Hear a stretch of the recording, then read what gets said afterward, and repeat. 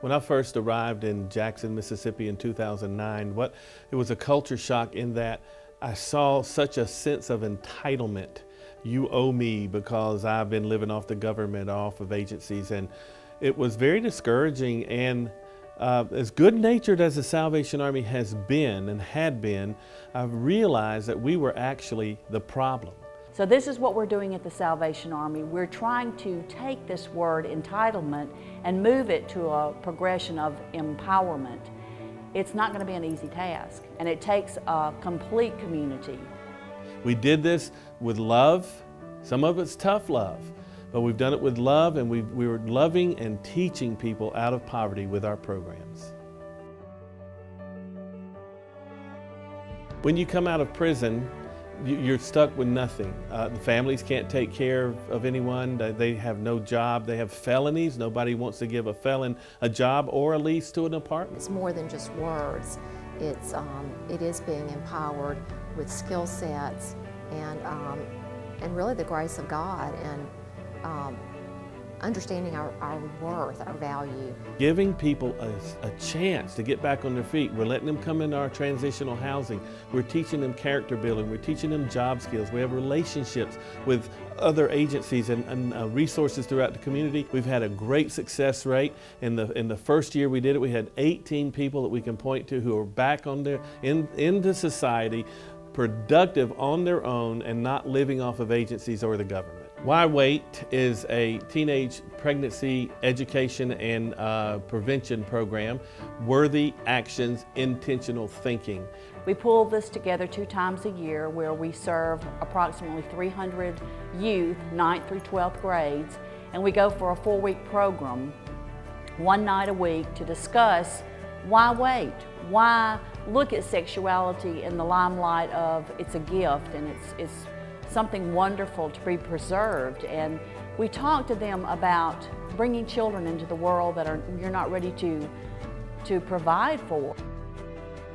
Bank Plus needs to be recognized throughout the country for what they have done. They have stepped up. They have been the leader in joining us with this new initiative to get people back into productivity. They have started the SMART program with us, Saving Money and Responsibility Training, where people come off of our Angel Tree. They come to our facility at least once a month and they get trained by Bank Plus on credit and how to write a check, how to save money, character building, resources to build your family.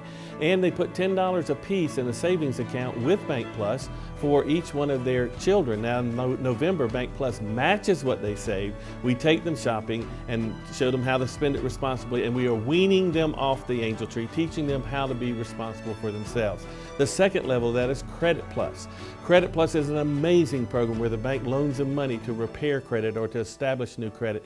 And across the state of Mississippi, in just a few short years, people who were in abject poverty just 3 or 4 years ago now have $1.2 million in savings on deposit with Bank Plus. That is life transformational. That changes a community. We started out in 2014 to have the most incredible Christmas. And it started with our Angel Tree registrations in October, where our standards were raised a little higher. If you've been to the Angel Tree more than once, you have to go to life skills classes because we want people to know you've got to be responsible. You have to have a hand in your own recovery. We then had this wonderful partnership with Ballet Magnificat, where we brought 1,000 of our Angel Tree clients to a ballet at Thalia Mara Hall. And then one of my favorite things we do at Christmas time, the Flight to the North Pole, where we take 60 of our children off the Angel Tree and their parents.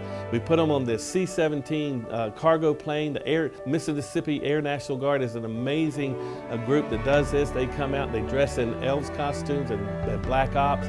We fly them to the North Pole, and these children and some of the mothers really truly believe they're flying back into a hangar where it's decorated like Santa's workshop. That ramp goes down. I'm telling you, that magical moment when 100 elves run up that ramp and start loving on those children, it makes Christmas magical. We've had people that have been on an Angel Tree program for many years, and then when they heard about the SMART program, that they did the 2 years with this, and from this, we have 3 people that they actually bought gifts for children, and this year, and they adopted another angel, and they had their children participate in that too. That was a really good triumph that we feel like, yay, that happened. I'm very excited about the direction we're taking in 2015, the 150 years celebration of the Salvation Army, 1865 to 2015. This year we are taking an umbrella approach called Pathway to Hope. And it is a national initiative. We are excited about the Pathway of Hope and where it's going to take us, not just the Salvation Army and the work we do, but the way it's going to bring transformational differences in this community. We're going to touch everybody. We've got to work together. And that's what we're doing through our programming at the Salvation Army.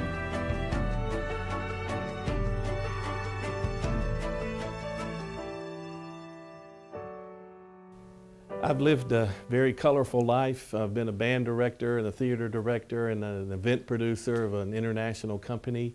And God called me about 6 years ago into full-time ministry of the Salvation Army, fourth generation Salvationist. And I make less money than I've ever made. I thought I'd make in my life. I work harder than I've ever worked. I work longer hours than I've ever worked. I'm hated and spit on sometimes by the very people we try to help. And people are pulling on me from all different directions all the time, but I gotta say this, I will never go back to doing anything else in my life, because my worst day in Jackson, Mississippi is one of the best days of my life, because when you find the perfect sweet spot of the center of God's will for your life, even the bad things, as it says in Romans 8:28, make a difference in your life. And I'm joyful, and I look at every day as a whole new treasure chest to open up. I am honored and humbled to be able to serve as a Salvation Army officer, and I would never, ever do anything else with my life.